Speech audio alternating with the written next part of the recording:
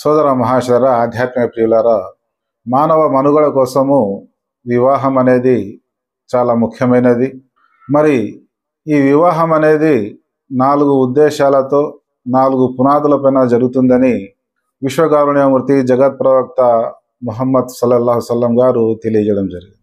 ఒకటి వచ్చేసి ధనం చూసి, రెండవది అందం చూసి, మూడవది బలగం చూసి, నాలుగవది నీతి నిజాయితీ ఆధ్యాత్మికత చూసి. ఈ విధంగా ధనం చూసి వివాహం చేసేవాడు యూదుడైతే, అందం చూసి వివాహం చేసేవాడు క్రైస్తవుడు, బలగం చూసి వివాహం చేసేవాడు బహుదైవారాధకుడు, విగ్రహారాధకుడు.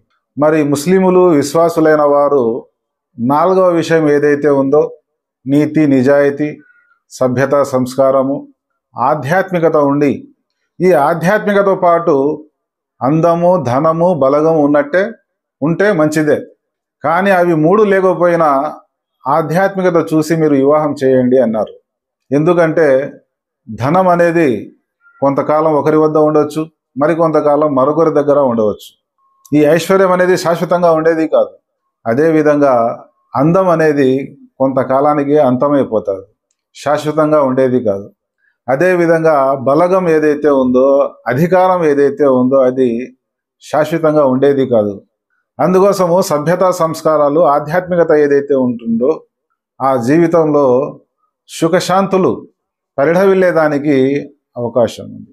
కానీ ఈరోజు సరైన ధర్మ అవగాహన లేని కారణంగా ముస్లిమేతరు ఏదైతే అందం చూసి ధనం చూసి బలగం చూసి చేస్తారో ఆ పునాదుల కారణంగా వివాహ సంబంధాలు ఎన్నుకున్న కారణంగా సంసారాలు గుల్ల అవుతున్నాయి, సంసారాలు కుటుంబాలు వినాశనం అవుతున్నాయి.